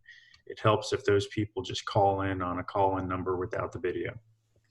Okay, I think he turned it off, so we're going to give him another second or another few seconds to try and get back on again. I just think that's a prudent thing to do, to let anyone talk that possibly wants to. especially with this being a public hearing and not just a board meeting. Yes, sir. Okay, I'll let him in. You let him in? How you doing? How you doing? Yeah, good, Mr. Passmore. Sorry for the inconvenience. Please, if you'd like to go ahead and talk about the case, we're ready for your public comment now, sir. Yes, I'm a resident of that area. I actually at 910 Elmwood Avenue, and I know the individuals that actually are planning on making the movement. They're really good people, and I agree with what they're trying to do. Okay, thank you, Mr. Passmore. We appreciate your comments. If you want to hold on, I'm going to continue on with the meeting. At that point, I think that's everybody that has requested to make public comment at this time. So commissioners, I will open it up for discussion and or a motion. Mr. Chairman? Yes, Commissioner Harvey. Thank you, sir. And I appreciate I know it's been a little dicey there getting everybody in, but I appreciate your patience. What I heard from Mr. Brown was his closing comments, and I just want to make sure I'm correct, that this would be more appropriate for the city of Palatka to deal with. Again, I'm a very big advocate that the city of Palatka needs to clean up their boundaries. And I think this is one that they could do if we don't allow it to happen. So, Mr. Chairman, I'd like to make a motion that we deny this based on the fact that it appears to be spot zoning. And that's my motion, Mr. Chairman. Okay, Commissioner Harvey, appreciate that, but I've been informed by Rich Commando that the ordinance has to be written into the motion. Is that correct, Rich? It needs to be read at least by title before Okay. you vote on the motion. Before I vote, okay. So we have a motion. Can I get a second? Second. All right, we have a motion and a second. As discussion, I'm going to read this ordinance number into the motion is to deny an ordinance of the Putnam County, of the County of Putnam, State of Florida, amending the official zoning map for Putnam County incorporated into Article 2 of the Putnam County Land Development Code, Ordinance 15-18, providing for severability and an effective date, case number R20-001. So I needed to read that in. Yes, Commissioner Harvey. Mr. Chairman, I think you said 2015 and it's actually 2005-18. Thank you for catching that, sir. I think you're correct. So please make that change to 2005-18. Excuse me a minute, commissioners. Yes. Are you muted? Is that? No, I'm not muted. I'll mute. Please excuse me for just a second.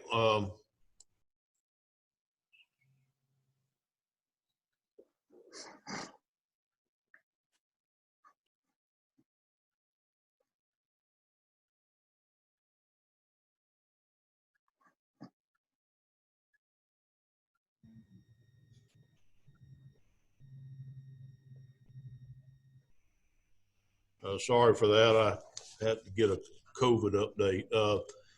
We have a motion on the floor, and I think that we've read. Rich, you think we're good? Yes, sir, I do.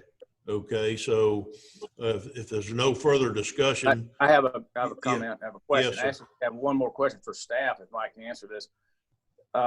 Mike, the parking for a duplex versus this single family residence, what will be addressed there? Does that go to Public Works?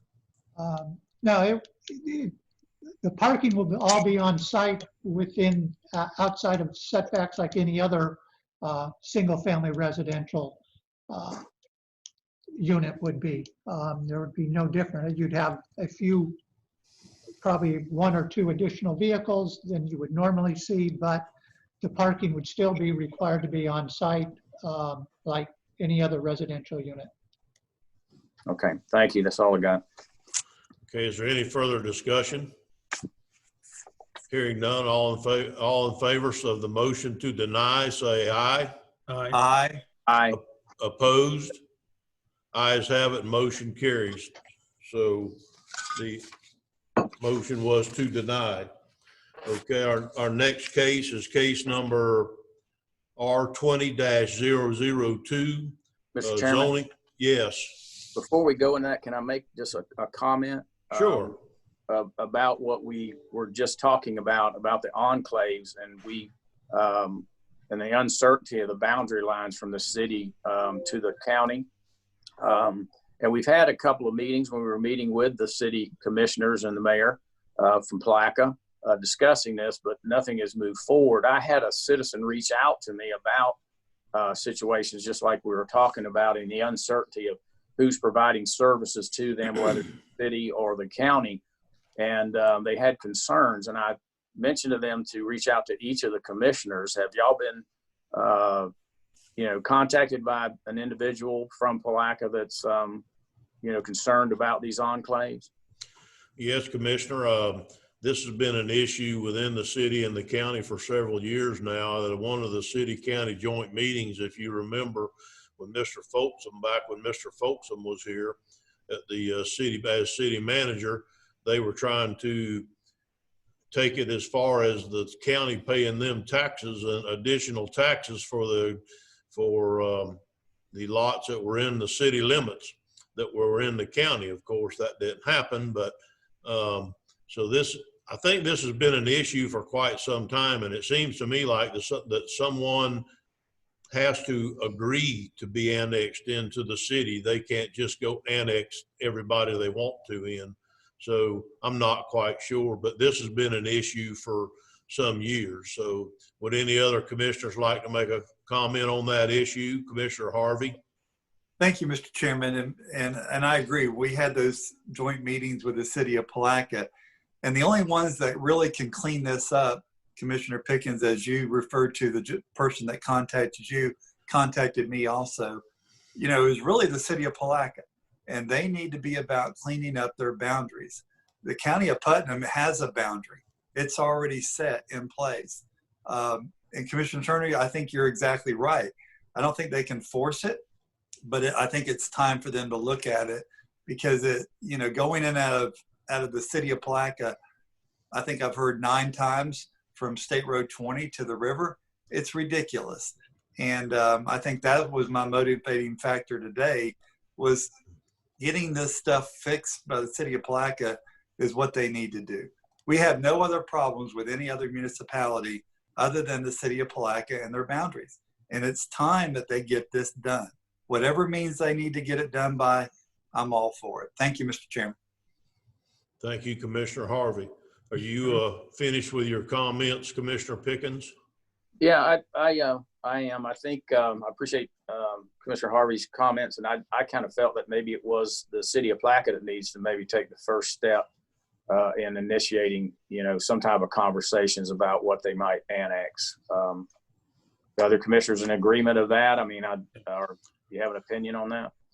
I think that's pretty much how it's gone every time we've discussed it since I've been here, for sure, is that the Palaca needs to kind of take the role in what they can and cannot do, and if they want to move in that direction. I believe that they want to. I think it's just a matter of can they or not. So like I said, I think it's up to them to step in that direction. Are there any other commissioners who would like to comment on this before we move on? Commissioner Rawls? Yeah, I agree with Commissioner Harvey's comments. I think the city does need to take the lead. I think it's time that we all sit down and discuss this. It's a great opportunity right now for us to have this conversation. But this also goes to what we're working on with revising our comp plan, and we really should be looking at this in that way as well. That the enclaves create a lot of issues for the county, the city, but for the citizens that live there, it really creates heartache for them. So the sooner the better. I personally would be in favor of sitting down with the city to discuss this and start trying to move this forward.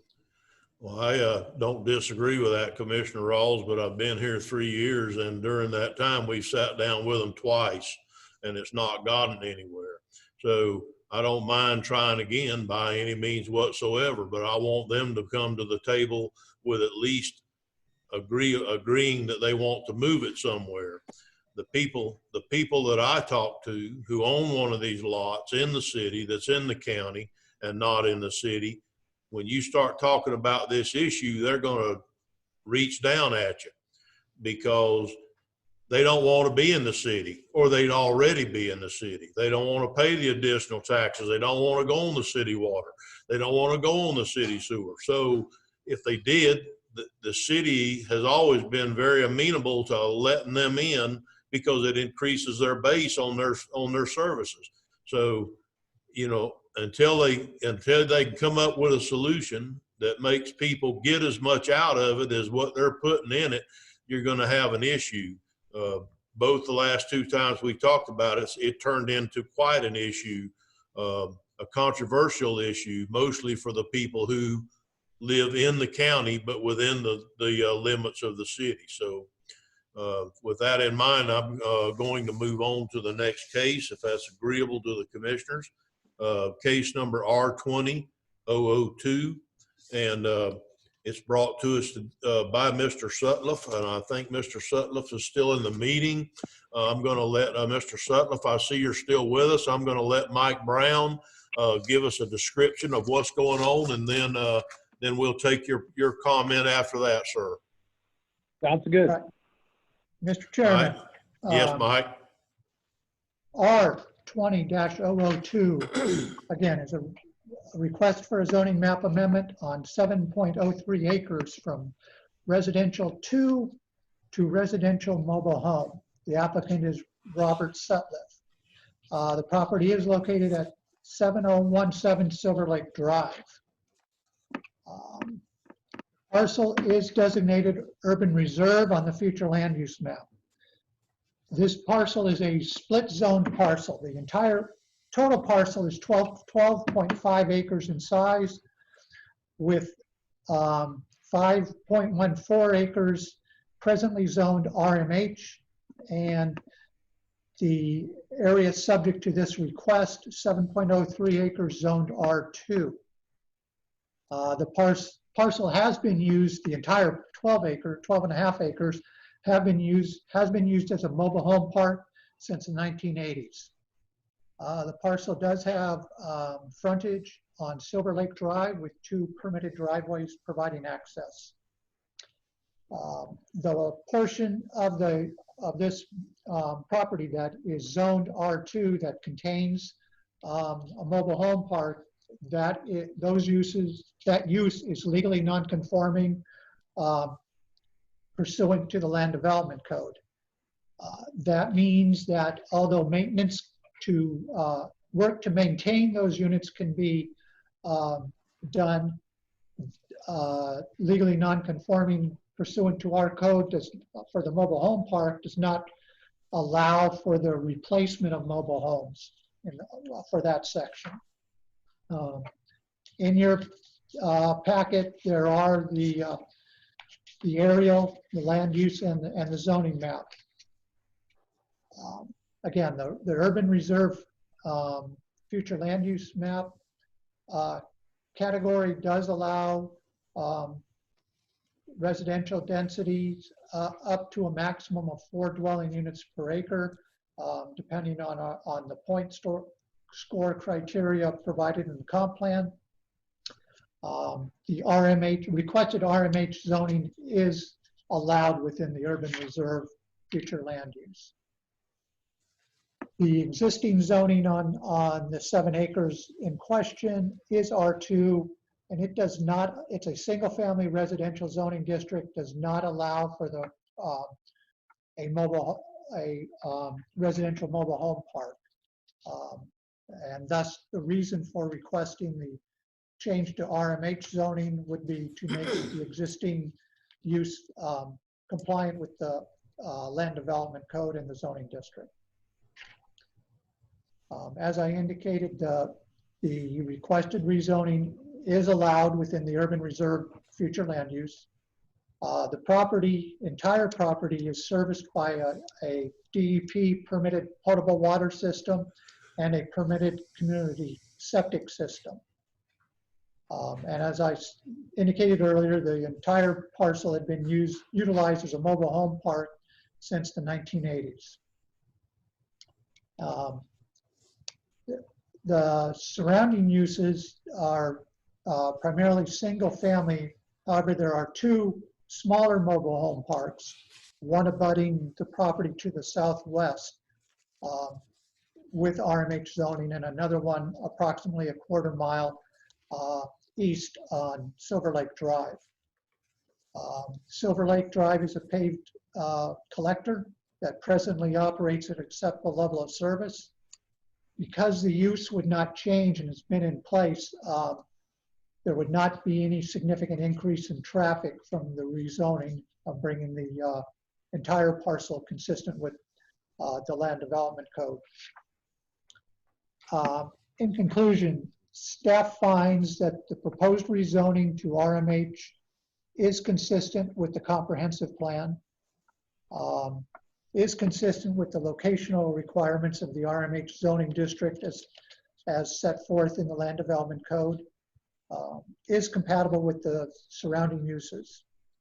At its March 11th public hearing, the Planning Commission voted 4-1, recommending approval of the requested rezoning. Staff recommends approval of the request to amend the zoning map amendment from R2 to residential mobile home, RMH, for the subject property. Is there any questions of staff? Mr. Chairman? Yes. I need to let you know, and I've got about an hour and a half of internet left. The lineman just knocked on the door and said they're going to be taking the poles down and taking me out of service here in about an hour and a half. So Jacob, I might have to go to another location in order to continue this meeting. Just want to give you an FYI on that. According to this case, though, I got a couple comments. Mr. Brown, on page 111, the description and background, it said it's considered a non-conforming use. Will this, by us approving this, would it allow for the conforming use, and will it allow for it appears in the statement that allows for the applicant to clean up some of those mobile homes that are in there? I guess currently he's not able to do that. Am I reading that correctly? For the 7 acres in question, those units on that section of the project are deemed legally non-conforming, which means they can continue there, and you're allowed to do basic maintenance on them, but you could not replace them. You could not take one out and replace it with a new one. Once it's gone, you cannot replace it under our code. So does that answer your question, Commissioner?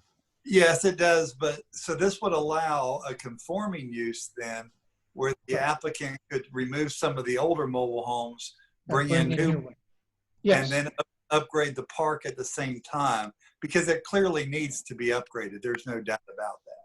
Yeah. Yes, it would allow that. It would make the entire parcel or that use conforming on the entire parcel.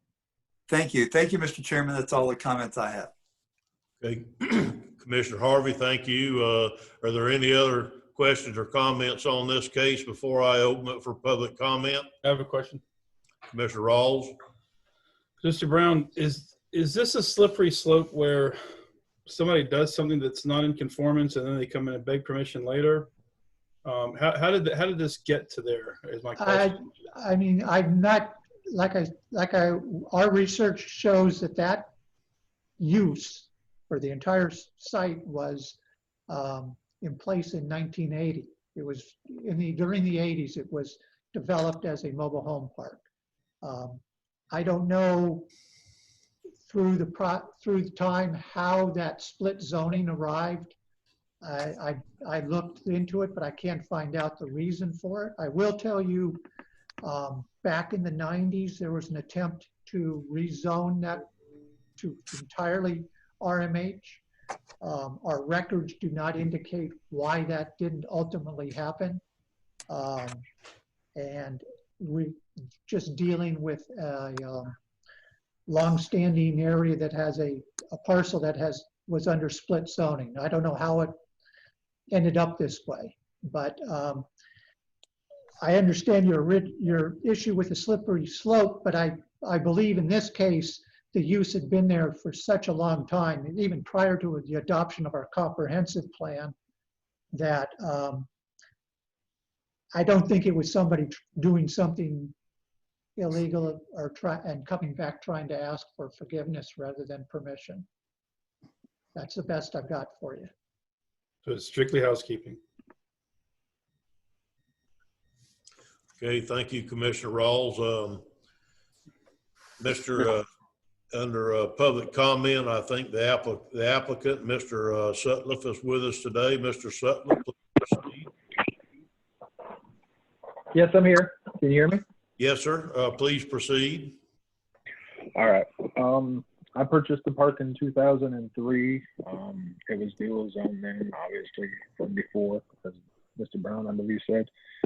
I'm just trying to make it conforming. I'm trying to bring in a possible partner so we can upgrade a lot of the units. And one of his concerns was that he could not replace the R2 side mobiles. And I fully agree. So we're going through this process so that we can yank some of the mobiles out there and make it a nicer place. Or that's our intent. I believe they have asked me to do this a couple of times over the last basically 17 years. They want me to bring it in conformity, and I'm trying to do what they had asked me to do. So I believe that's it. Okay, Mr. Sutliff, I appreciate that, and I'm going to place you back on mute. Is there any commissioner comments or questions of Mr. Sutliff? I'd like to make a comment. I think that we would be doing the people that live in this park an injustice if we didn't let these people go and these applicants go and change out the mobile homes that they have in the park from old beat up mobile homes to newer, nicer models where they can upgrade their park. Otherwise, to make the park profitable, you're going to make them have to just keep fixing up these trashy mobile homes. I just think that's doing the people an injustice that have to live there. So I think, in my opinion, I think we should pass this, especially with the recommendation coming from the Planning Commission that we pass this, and let the applicant have the ability to change out these mobile homes. Now the chair will open the floor for any further discussion or a motion. I have a question, then I'll make a motion. Okay, Commissioner Rawls. Mr. Sutliff, is it your intention to bring in new mobile homes, or will they be used mobile homes replacing the old ones that are there now? Our current intention is to replace with brand new mobile homes on the old sites. Now, it won't be all of them. It'll just be the older dilapidated ones. Okay. But there's some nicer units in there that were placed in there around 98, 99, 2000. We're going to leave those intact. But like the number 18, which is a 1971 piece of junk that we keep fixing up because we have no other choice, that would be yanked out and a nice brand new one would put in its place. Okay. So, Mr. Chairman, I'd like to make a motion. Yes, sir. I'll make a motion that we approve application R-20-002 for rezoning from R2 to RMH. Okay, would you please add to the motion as it was consistent with the goals, objectives, and policies of the comprehensive plan? As it is consistent with the goals and objectives of the comp plan. Okay, thank you, sir. Second. Second by Commissioner Harvey. Is there any further discussions? All in favor, say aye. Aye. Aye. Opposed? I have a public comment that I need to read into the record. Oh. And we also need to read it by title. Okay. Where's the title on this one at?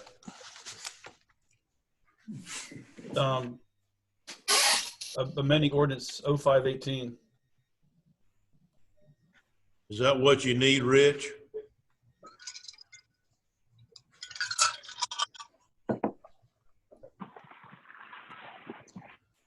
Just like you read the title last time, it's on page 106 of the electronic packet. Okay, I'm going to read that into. It says, an ordinance of the County of Putnam, State of Florida, amending the official zoning map for Putnam County incorporated into Article 2 of the Putnam County Land Development Code Ordinance 205-18, providing for severability and an effective date, case number R19-002. No, it's R20-002. So the case number is wrong on the ordinance that was in the packet, but I've got it covered now. So I'm going to, even though we've already voted on the motion, I'm going to back up to public comment. And then I'm going to ask the commissioners at the end if that public comment would have changed their vote in any way. If so, we will back it all the way up again. So is that correct, Rich? Is that good enough for you? Mr. Commando? Yes, Mr. Chair. Okay, thank you. All right, so what we're going to do is we had about a 5 or 6 page handwritten letter that was sent in to Ms. Parsons, and we're going to ask her to read that into the record at this time. Ms. Parsons. Okay, this was sent to the Board of County Commissioners. Dear sirs, my name is Isabel Rea. I'm requesting to hear me before you vote on rezoning mobile home park or even allowing Mr. Robert Sutliff to operate his business.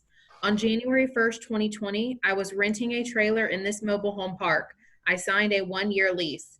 When I moved in, I noticed they only finished remodeling half of my trailer and never came back and just ignored me when I said that it's not inhabitable. The floor in the back room was open, sunlight was shining through, and other damages. I have pictures and videos to prove it. I also started getting sick and noticed toxic fumes like acid and black mold oozing out. I ended up in the clinic and had several tests done. This man rented out a completely condemned and contaminated trailer to me. It was knowingly rented out to me. The neighbors told me about the history of my mobile home. I also found out this landlord charged me last month's rent, which is illegal in Florida. He and his maintenance guy basically told me I was lying about rain coming through the roof. One of my neighbors broke through his floor and 100 other issues. I am in touch with code enforcement and I was told that I would have to move out the same day when they come by to condemn the trailer. I have no family here. I will end up homeless. Mr. Robert Sutliff has over 12 properties in his name. My source is legal aid, oceanfront property in St. Augustine, and over 2 acres on the Hudson River. This man allegedly cannot buy a new tin roof for his tenant or move me into another trailer. I was told if you don't like it here, you can move out. This man is a slumlord of the worst kind. I am hereby asking the Board of County Commissioners of Putnam County to deny Mr. Robert Sutliff to acquire another mobile home park. I am asking you to supply us, the tenants that live in condemned trailers, with emergency housing. We are elderly or family with young children. We pay rent. We are not asking for freebies. The trailers are not leveled out, resulting in floors breaking. One of my neighbors fell through his floor. My trailer is not properly connected to the sewer system. I'm in contact with code enforcement, but at this moment, they cannot come out due to the virus. I did take pictures and videos of everything as proof. I'm asking you to get in contact with code enforcement to come out there and go inside. Nothing works right now. It's a hazard and people are getting sick. Lot number 35. Lot number 35 has a history too. The previous tenants were evicted, but they were just transferred to a different trailer. They are the reason the sheriff department was there all the time. When the family left lot number 35, it was completely trashed. They also left an open bucket of acid behind. The children that play there told me about it. Children should not get exposed to this. I'm asking the commissioners to send in undercover officials posing as renters interested in trailer number 35 because of its proximity to the lake and take samples. This landlord is knowingly renting out meth labs. The workers know about this. They come in with their paint brush and paint over and tape over mold and drug residue. They see what's inside the trailers when individuals break into them at night and leave stuff behind. This has been going on for years, and trailer number 35 was recently worked on. I assume ready for the next victim to move in. I'm also asking the Board of Commissioners to ask Mr. Sutliff to state his address loud and clear. The East Palaca address on St. Johns River shows up as a foreclosure. I'm trying to file a lawsuit against him, and I need a valid address to have the sheriff serve him the papers. There are several addresses listed for him. My name is Isabel Rhea, and I certify that the information I gave you is true. This is the worst case of slumlord and psychopath I have ever encountered. His property should be seized. Sincerely, Isabel Rhea, April 18th, 2020. And she also noted lot number 18 is the mobile home that was rented to me January 1st, 2020 through December 30th, 2020. Okay, in light of this statement that was read into the record, does that make any of the commissioners change their mind or vote from the earlier motion and second and vote that was taken? Mr. Chairman? Yes, Mr. Harvey. It does not change my vote. I have some concerns, but I believe by allowing this, we're going to allow the applicant to clean up this park. And then we do have codes enforcement that can go in, but it does not change my vote. Okay, well, hearing that it doesn't change anyone's vote, we're going to move on. And that is the end of the public hearings. The motion to change the zoning to an RMH was passed. And so that's the end of our hearings for today. And we've already been through clerk of court appointments. Mr. Chairman. Yes. I think it's fair to respond to Ms. Reyes's concerns and let her know that this commissioner, although I sympathize with her position, and if what she alleges is true, it is absolutely incredulous. There's nothing we can do and has no relevance on the zoning case itself. So I just wanted to say that for the record. And I agree with Mr. Harvey. That's why we have code enforcement. That's why we have a sheriff's department. And I totally agree with you, Commissioner Rawls, and that's the reason I didn't take it any further, because it is going to be an active codes case if it's not already. And I've already asked Mike Brown about a week ago to look into this somewhat. And so it is going to be a codes case. And if codes decides they need the sheriff in there with them, then it'll be up to them to get the sheriff involved. So I don't try not to make a habit on an active investigation in the code. So, but thank you for your comments, sir. Thank you, sir. So, and with that in mind, I think we're ready to move into the transportation workshop. And does everybody want a 5-minute break before we move in? I see Commissioner Pickett's bobbing his head. I know Laura's saying yes. Bobbing her head. Okay, we're going to take a 5-minute recess, Jacob.